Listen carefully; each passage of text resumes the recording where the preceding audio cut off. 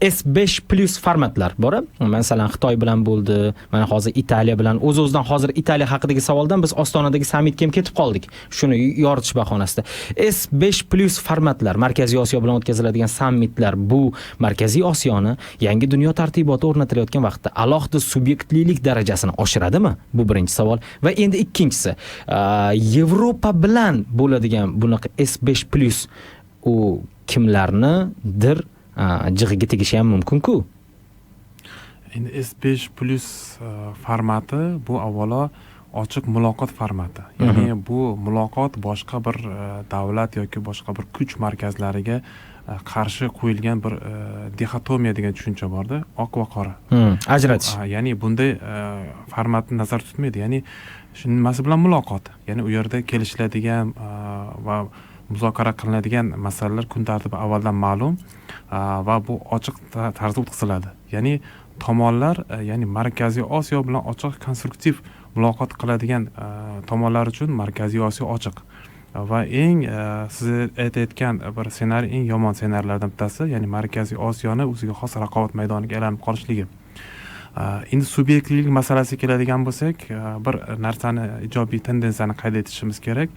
Ya'ni mana shu tashqi aktorlar deymizmi, qudrat markazlari Markaziy Osiyoni bir mintaqaviy subyekt sifatida qabul qilyapti va ya'ni Markaziy Osiyoga nisbatan umumiy yondashuvlarni ishlab chiqyapti. Ya'ni Qozog'iston, O'zbekiston, Turkmaniston yoki Tojikiston qilib ajratayotgani yo'q. Individual emas. Individual. Mana shu jihati, ya'ni bu Markaziy Osiyoda ya'ni yangi bir integratsiyalashuv deymizmi yoki mintaqaviylashuvni xalqaro e'tirofi deb ham atashimiz mumkin.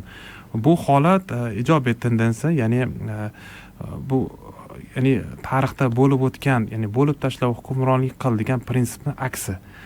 Va bunday holat ya'ni har bir mana shu Markaziy Osiyoda manfaatdor bo'lgan davlatlar bilan o'tkazilar ekan va bu yerda kun tartibini belgilashda avvalo Markaziy Osiyo davlatlarining manfaatlari birlamchi qo'yilar ekan va bu o'ylaymanki siz aytayotgan qandaydir bir geosiyosiy raqobatga yo'l bermasa kerak.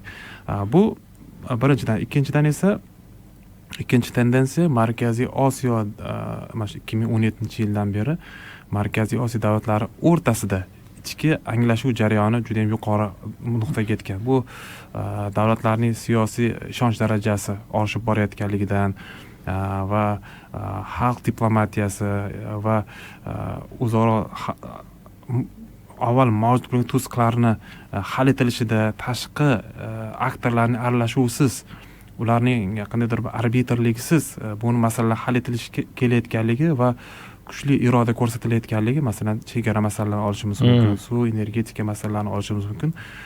Bu juda ham yaxshi ijobiy bir tendensiya sifatida baholanishi mumkin. Ya'ni aytmoqchimanki, Markaziy Osiyoda o'zaro yaqinlashuv jarayoni ketyapti. Bu qandaydir bir ortga qaytmas jarayonga aylandi.